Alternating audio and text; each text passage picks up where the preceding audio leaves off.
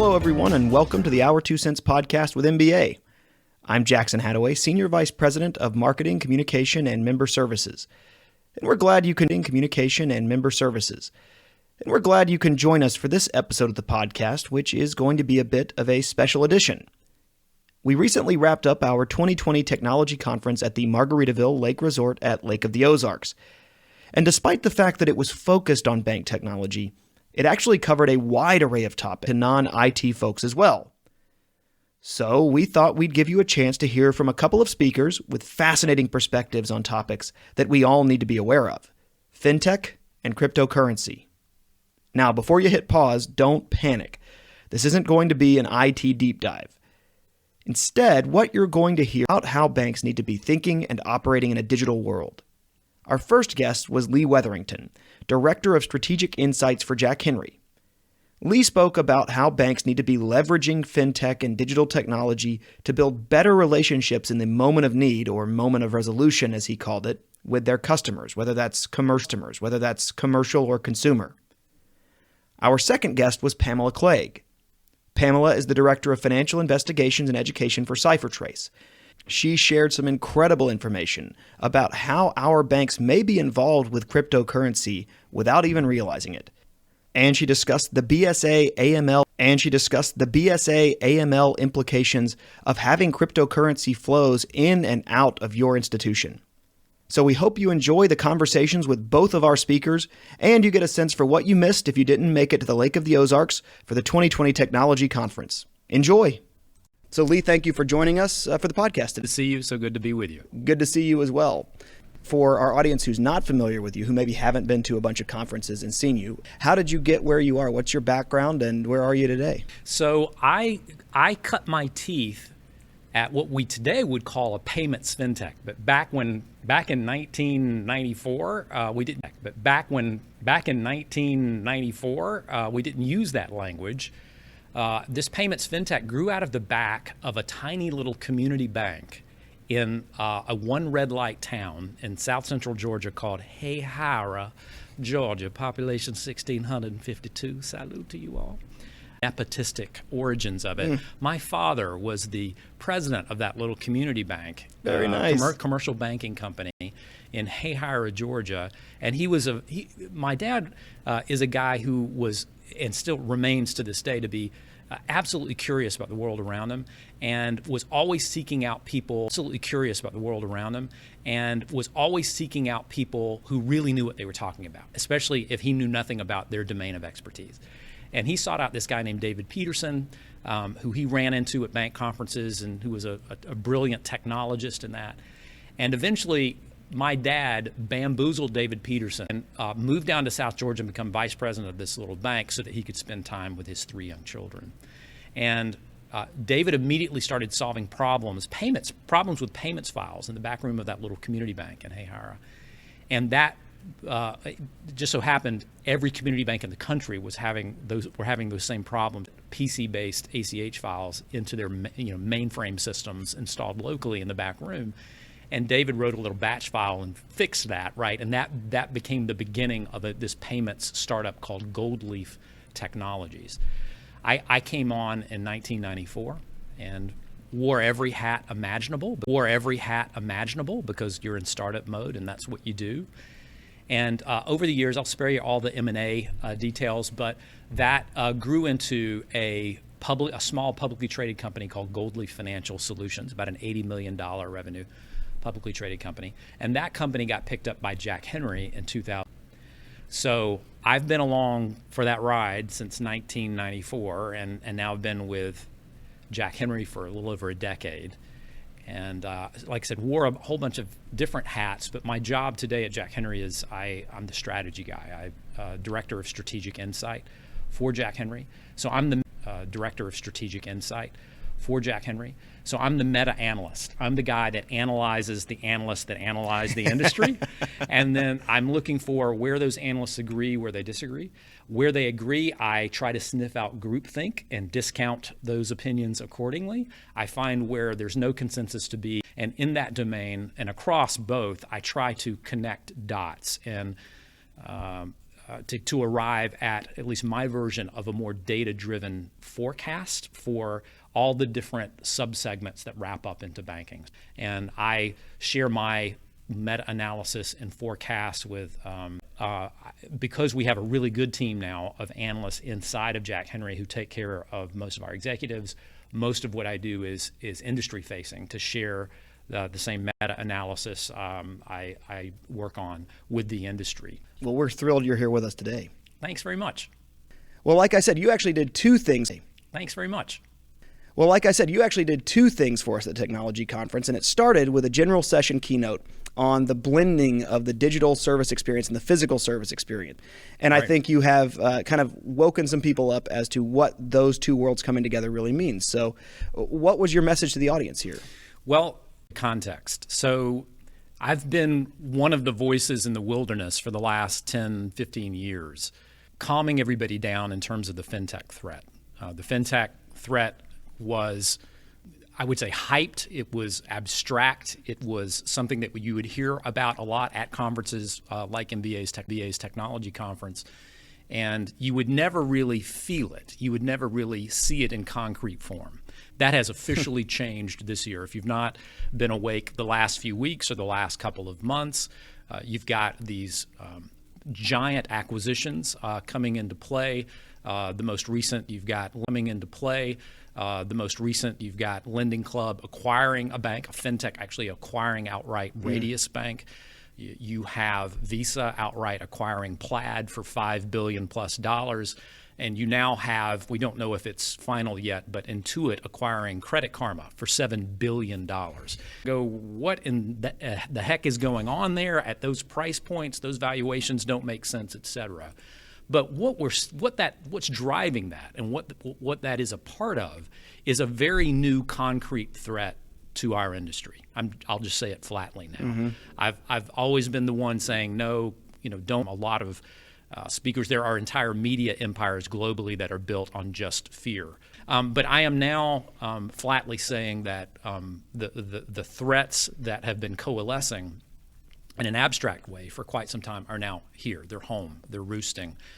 Google is now knocking on the doors of banks that are around the country with the following proposition.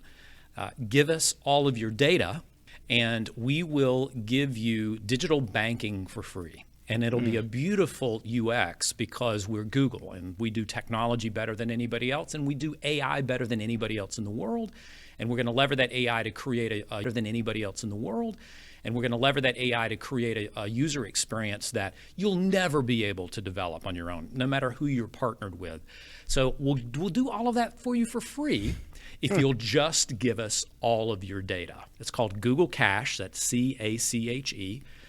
And they're knocking on doors, making that proposition now. So you've got the big tech threat becoming very, very concrete. You've got fintechs buying banks. You've got credit unions acquiring banks. And you've got all of that happening in the context of technology stacks that are changing in ways, the business models we've known for decades. So in the context of all that, the presentation I gave today was a presentation about how technology is finally being applied in ways that are consistent with and enable the community banking business model instead of disintermediate. If you go back and you think about the history of technology in banking, you go way back to, literally to paper. Okay, paper. Radical concept. T accounts, right, where there's, right, the credit over here and the debit over there, and we've got to do that every time anybody wants to make a move with any money in any account or across accounts, right? All that's being done. Then okay, fine, but all of the relationships are being negotiated face-to-face, person-to-person. Then you have computers. I'm talking about the big ones, the ones that would fill the room that we're sitting in, punch cards and all of that. But you know what? That helped the business model because it basically automated a lot of this math that was being done manually. Helped the business model because it basically automated a lot of this math that was being done manually to free up people to be able to do more of the face-to-face service, which is really where the value of the community banking model is, right? Then thankfully those computers get smaller, personal computers, and you can put them, thankfully those computers get smaller. personal computers, and you can put them right at a desk or at a teller counter so that all that math is not only being automated, but the results of that math in real time are available to the person who's helping the customer, who is also a person. So all of that technology so far in that history is it's minimizing the mundane activities to make room for and maximize the meaningful relationship negotiation, right? That's great. Then the ATM comes along. And the ATM is, oh, well, you know what? We want to augment our face-to-face service with when we're not here to serve you face-to-face, and you have to wait on us. So we're going to put this ATM out here. But that was the first instance in which technology was applied to enable self-service. So in other words, you serve yourself. We're not serving you anymore. Just serve yourself. In the context of all this other personal service we're giving you, this is a great combination of things. But if you look, the ATM set a precedent in the history of banking that technology equals self-service. Technology equals self-service, and we reduced it to that. So think about what came after. You think about websites, or no, you think about IVR. You think about interactive voice response systems. Serve yourself. Talk to the phone. It'll tell you what your balance is, et cetera, et cetera. Then you think about websites, and you think about mobile bank or online banking and mobile banking, and now you have the Internet of Things and smart assistants, and you've got all of this. All of that is still affecting a self-service, basically enabling a self-service model. We've taken people out of the people on the bank side of the equation out of that model. The problem with that is that community banks, a lot of times you hear today, and we've heard it forever, actually, in our industry, at least that banks can't sell anything, they can't market anything, and they can't sell anything. That's not actually true. They were really good at selling things in the context of service face-to-face. The problem is that technologists decided that technology would be applied in ways that excluded personal service for the sake of self-service.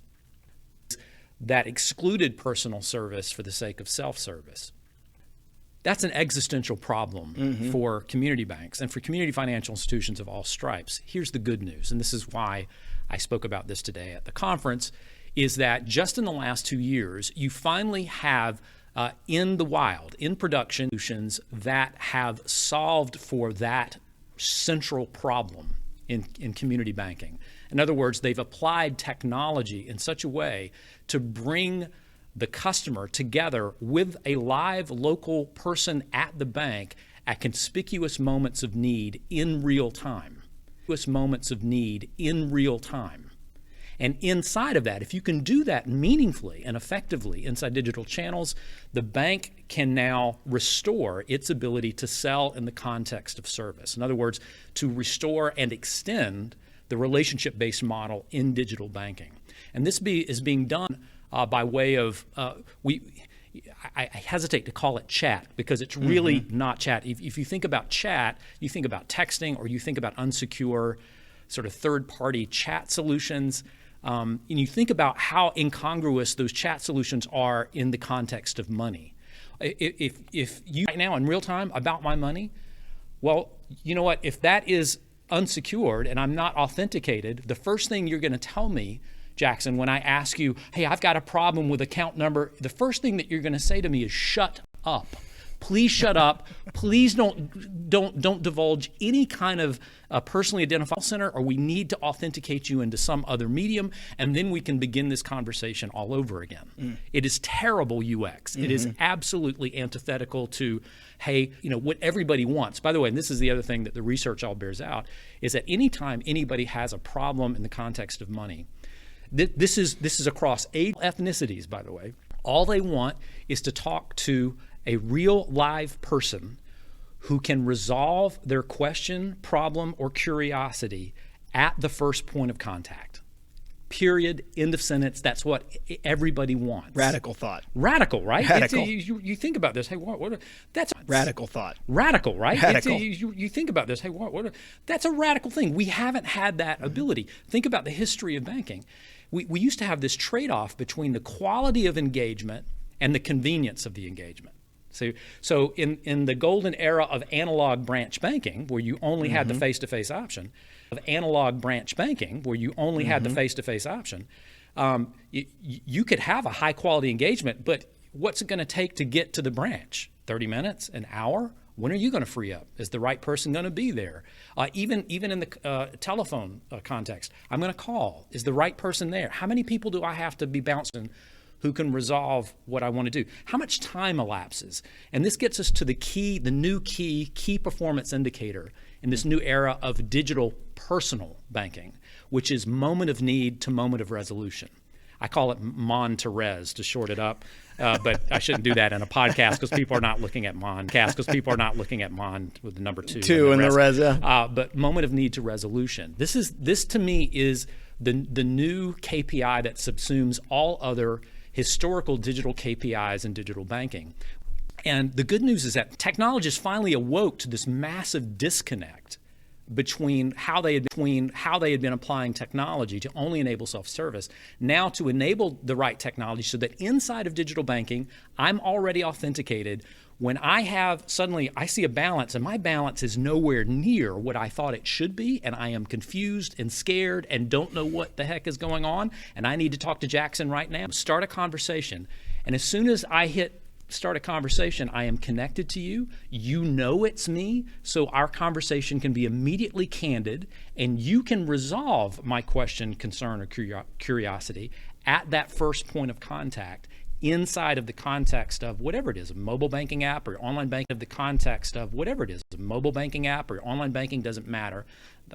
All those distinctions have fallen away now, technically speaking. But this is a brand new era. You know, and I want to, just for your listeners, I need to delineate the difference between personal digital banking and personalization. Personalization in banking, I probably just offended a lot of cat people. Lovers everywhere. I'm sorry. I love cats. Don't swing cats that are not already dead. That's not nice. But the difference between personal and personalization is really a big deal. You read a lot about personalization. Personalization is on the, you are analyzing data about Jackson, and when he's coming into digital channels to serve himself, we want to provide information that is more directly customized and relevant for Jackson, right? That is totally different from connecting Jackson to another real live, that's personal. So the thing I'm most excited about going forward is community banks for the first time can better curate that line in digital channels between personalization and personal, between self-service and true personal service at the moment of need. This is all brand new. It strategically differentiates them from the mega banks, the fintechs, and the big techs that are making forays into financial services, because none of those categories of entity are going to scale live, local, personal service at the moment of need inside of digital channels. It is antithetical to their business models, to their cost structure, and to the way they see technology. That's fascinating. And you really describe, I think, two waves of technology, but they had different impacts. We have the automation wave, where ATMs, et cetera, they were removing the chip from the equation. And then there's this second wave where we viewed it initially as disintermediation. That was the thing that we worried so much about. And what you're saying is, in reality, that wave has reintroduced abilities to create relationships for banks if they can identify how to bring those platforms to life in ways that will allow them to do the things they already do well or have historically done well, build relationships with customers, and grow healthy businesses as a result of that. That's exactly right. And speaking of businesses, think about what I just described to you, how that renders and how that ability to personally serve small business relationships, to negotiate small business loans and commercial lending is very, very personal. Is very much relationship centered. So the thing that I was just describing to you in terms of really retail and consumer relationships is even more of a game changer in terms of serving small business and entrepreneurs in that local community. And this is the single biggest reason I'm still bullish on the future of community banking, is because we have finally technology has finally caught up technology has finally caught up with the community banking model, so that I think it has a chance to survive. Now, the one thing I will say is when you ask community banks what makes them so different and what makes them special, you know what they say? Oh, it's our people. It's our people in our service. Lee, you should know our people. We know your name, stuff. And I believe that, but here's the thing. It's become a trope, right? It's really a punchline. People kind of roll their eyes back and go, yeah, everybody says that. Well, we're about to see whether that's true. What happens when a community bank can literally put its people front and center at the moment of need? A fascinating explanation. I feel bad for the people who weren't here to see the full version of each of these, but we very much appreciate your time on our podcast today, and we certainly wish you the best. If people are looking to connect with you, what are the best ways to reach out to Lee Wetherington? You can find me on Twitter at Lee Wetherington. I am in other channels, but not legitimately, and they're fairly poor quality, and I wouldn't recommend them. But yeah, if you want to know what I'm thinking about in the moment as I'm thinking, and I'm fairly discriminate in what I share and chime in on, Twitter is probably the best place to start. You can Google my name, and I have a website out there too if you want to know where I'm going to be, when I'm going to be, that kind of stuff. But Twitter really taps you into what I'm thinking about in any given day. Lee Wetherington, thank you. Thank you very much, Jackson. Pamela, thank you for joining us here at the MBA on R2 Cents. You just finished up your presentation at our technology conference, and everything I've heard from the bankers so far is they found it fascinating.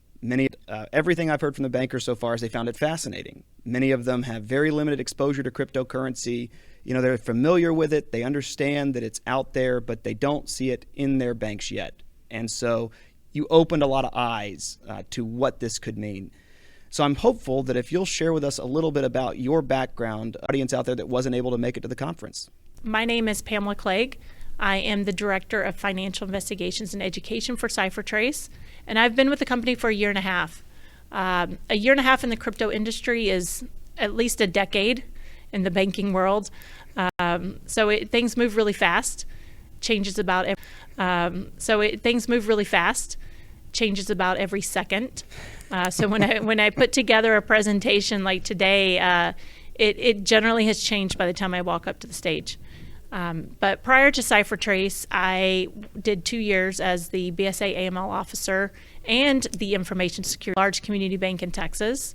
And for those that aren't BSA AML professionals, you know, BSA, Bank Secrecy Act, and then the anti-money laundering professional, your department within your bank, whatever label that might carry, different banks call it different things. So did that for 2 years in the banking sector. Prior to that, I did over a decade of service with U.S. Government Intelligence Service. Most of that spent overseas, and the majority of my 10 years were actually in counter narcotics. So that was a great introduction to money laundering in general. You know, it's always follow the money. If you really want to take down, for any of those narco fans out there, if you've watched that on Netflix, you know, follow the money is a great way to take down the cartels. Yeah, you've got a pretty fascinating history that's brought you into the banking world, but it is connected. I mean, you can see how you go from intelligence service focused on anti-narcotics to the follow the money, and there you where, number one, financial institutions, we're dealing with that every day. It is literally our currency. Number two, it's an innovation space. It's a place where when you bring in the world of cryptocurrencies, there's a whole explosive growth that we have seen and the volatility that goes along with it. But also something that a lot of people feel like it's out there, but it's not relevant to us. We don't have to touch it or deal with it. So I'm hopeful that you can tell us a little bit about why bankers need to know about cryptocurrencies and what some of those core things are that you'd share with them. What should they be thinking about when it comes to cryptocurrencies at scale? So the first thing I like to point out, especially with the traditional financial institution audiences like today, is just the sheer scale of the cryptocurrency industry in general. The current market capitalization for cryptocurrency, again, this cryptocurrencies writ large, and that doesn't just include Bitcoin. It includes, you know, a host of 1,000 different cryptocurrencies that exist, over 1,000, is around $300 billion. So we're talking about a market capitalization that is actually larger than MasterCard, depending on what numbers you go off of, and is, pretty close running with Visa's market capitalization. So this is a large market, and it is definitely something that has grown, and it is, I kind of compare it to, it's not an undercurrent. It's not just this kind of alternative payment network that exists. When you're talking about $300 billion worth, it is definitely mainstream. If we look at the largest cryptocurrency exchange in the United States, one of the most well-established, which is Coinbase, based out of San Francisco, they have opened 35 million accounts since they started, and they have an asset size of $21 billion. And this year, their estimated revenue is around $800 million. So we're not talking about small players that are insulated from or unimportant to the broader financial landscape. Correct. That is absolutely correct. Yeah, and I think, when you do look at where our banks, even here in Missouri, might have more touch or be unaware of how cryptocurrency impacts them, it's a murky thing. But as you start to put these numbers out there, it becomes clear that it really doesn't matter where you are. Cryptocurrencies are something that either will or can, of all of this wave of cryptocurrency with the kind of traditional banking that we see around the state, around the region, around the U.S. So we see it intersect with traditional financial institutions in a myriad of ways, actually. Whether you're going into crypto, you're coming out of crypto, which we would call on-ramping or off-ramping,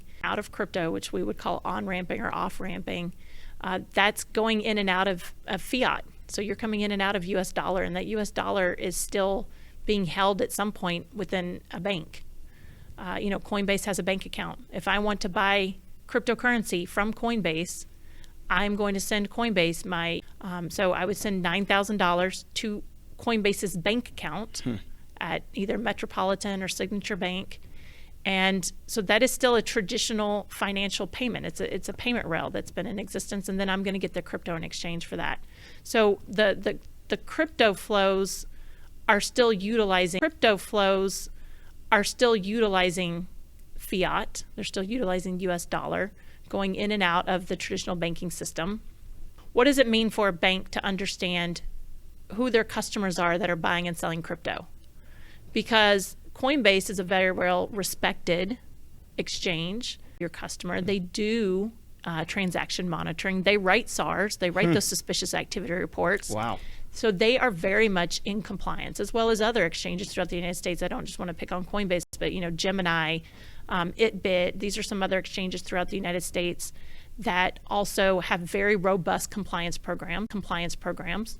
And the reason being is because they want to maintain that banking relationship that they have with their bank, right? So if I were the BSA AML officer and I'm doing, CDD, customer due diligence, or EDD, even enhanced due diligence on my customers who are dealing in crypto, I'm not going to risk rate someone the same if they're buying and selling from Coinbase, which again, they had to submit ID, they had to give a social security number. This is all getting reported from Coinbase to, the Department of Treasury. I'm not going to risk rate someone the same way as I might someone who is buying and selling from Huobi, which is a China-based exchange that does not do transaction monitoring, that does not respond to U.S. law enforcement subpoenas. Coinbase does, right? Gemini does. All the U.S.-based exchanges respond.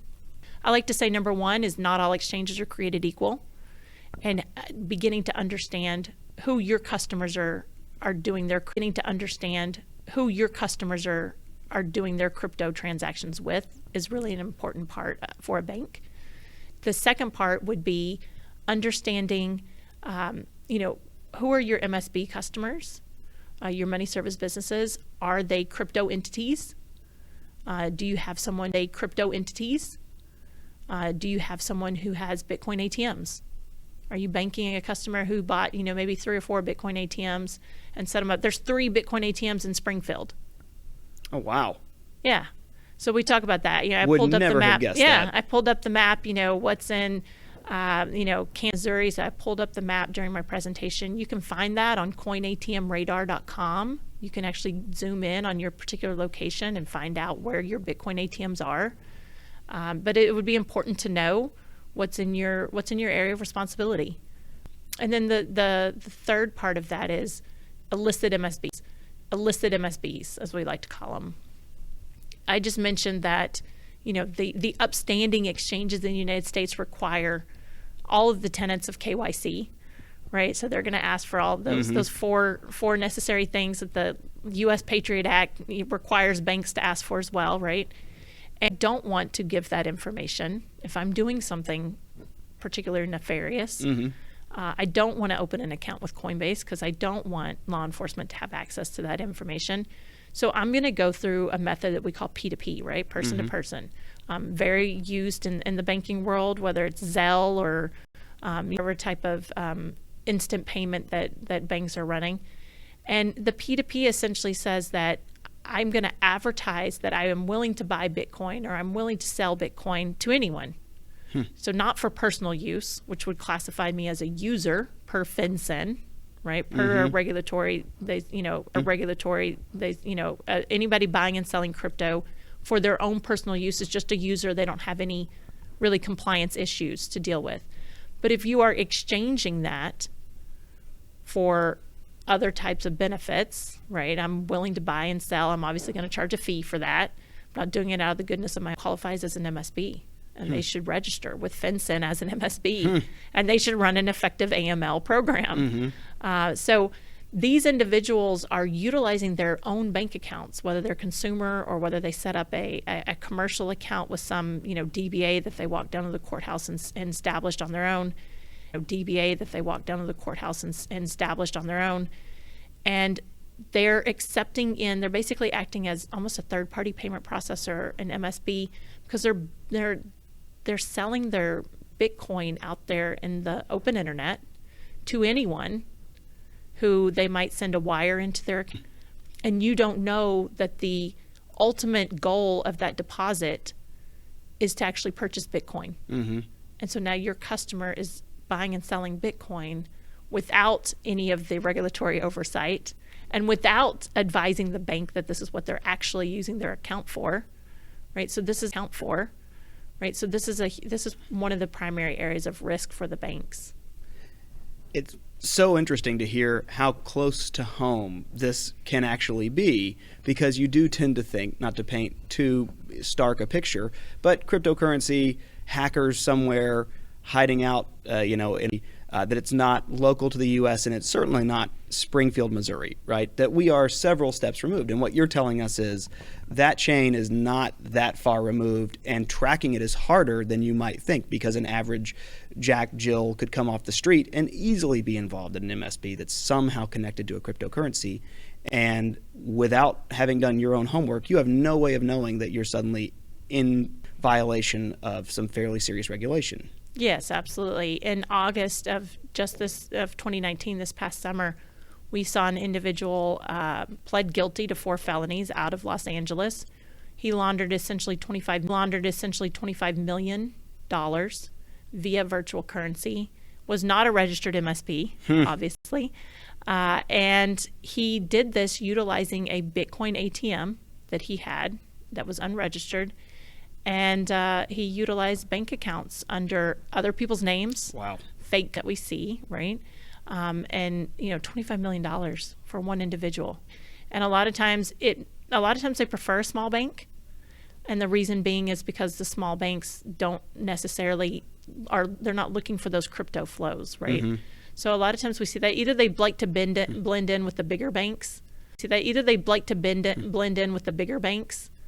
multinationals, or they like to go for a smaller bank. And if you were to tell our bankers, what does it look like to see the illicit activity happening? How would you give them any advice, insight, wisdom for what they should be doing, thinking of, looking for in those circumstances? I would say the key thing is just begin to do your homework.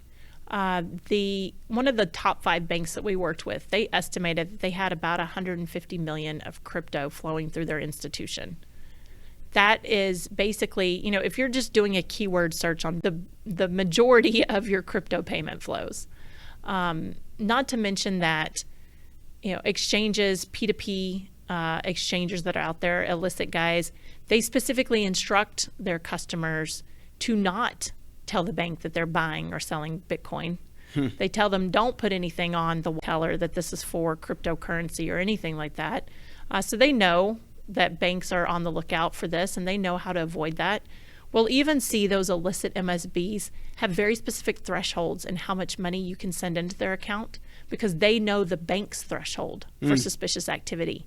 So they will say, I cannot sell more than $980 worth of Bitcoin, because if I receive a transaction over $1,000, then that will flag in my financial institution. So they're very read into what are the banks looking for, what constitutes a suspicious transaction, what would raise flags within that institution. So going back to finding those flows, the bank that thought that they had 150 million in crypto payment flows, after we went in and ran all of our data, what's Huobi? If you do a keyword search on Huobi, now all of a sudden you find. So that 150 million went actually up to about 1.5 billion. So they were missing. That was probably great news. Yeah, they were missing quite a lot. The majority, about 90% of their crypto transactions, they just had no idea that they had that much flowing. To talk about awareness for banks and how they need to be thinking about the modern context for banking, which extends far beyond the community. The ability for actors to get into institutions in different and digital ways is a big concern. And I think the points you're raising make that particularly clear, especially when you talk about the scale of going from 150 million to 1.5 billion in flows that are crypto flows. Pamela Klegg, thank you for being here and joining us at the Technology Conference and for being a part of our podcast. And if our folks want to get in touch with you or anybody at your company, what's the best way to reach you? Well, my email is very simple. It's Ciphertrace, spelled with an I, so Ciphertrace. You can also find our website. We also put out, if anybody just wants to start learning crypto and understanding the industry, we put out a quarterly report, and you can download that for free from our website. Ciphertrace.com, and it is reviewed by Ciphertrace.com, and it is reviewed by FinCEN and SEC before we publish it. But then they will also turn around and cite data from that report as well. And it's a global overview of crypto. So it kind of summarizes regulatory changes that have happened. It looks at different frauds and thefts that have been taking place, and then we'll also look at different money laundering trends that we see within the crypto industry as well. Fantastic. Thank you so much. Thanks. I'd like to thank Pamela and Lee, as well as all of our other speakers, vendors, and the bankers who made the technology conference happen this year. To our listeners, thank you for taking the time to join us. And as always, if you like this or have thoughts or questions or anything at all that you'd find interesting in future podcasts, feel free to contact me or Lori Bruce, Director of Communications at the Missouri Bankers Association.